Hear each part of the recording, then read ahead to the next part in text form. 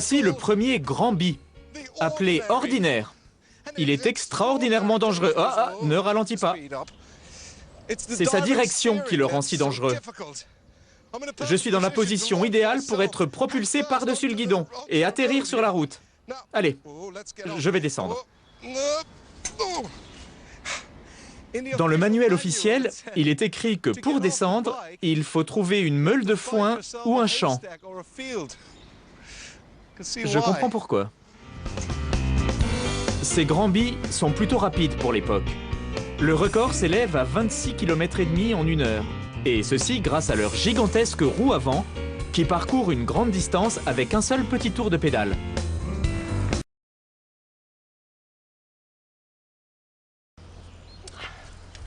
Ce modèle est devenu la première vraie bicyclette.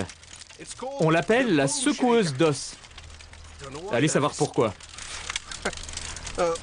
Les roues en bois cerclé de fer la rendent très difficile à conduire. Et les pédales fixées sur la roue avant n'arrangent rien. Avec le guidon, l'ensemble est vraiment très bizarre. Mais ça représente tout de même un pas en avant, j'imagine.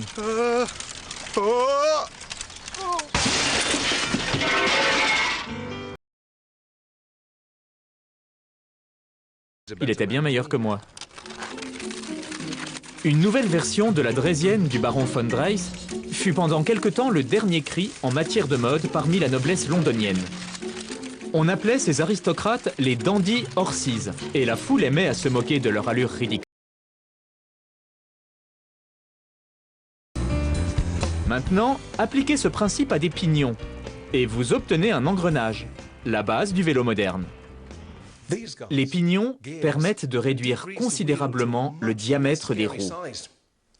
Regardez, le diamètre de ce plateau est presque le même que celui de ce pignon. Quand je fais un tour de pédale, voici comment la roue réagit. Elle fait un tour complet et un peu plus. Maintenant, je fais passer la chaîne du plus grand au plus petit pignon. Regardez ce qui se passe.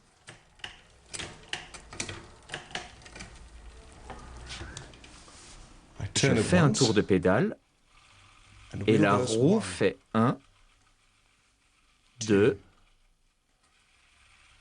3, 4 tours. Le pédalier fait tout le travail et permet d'avoir 2 roues de taille identique.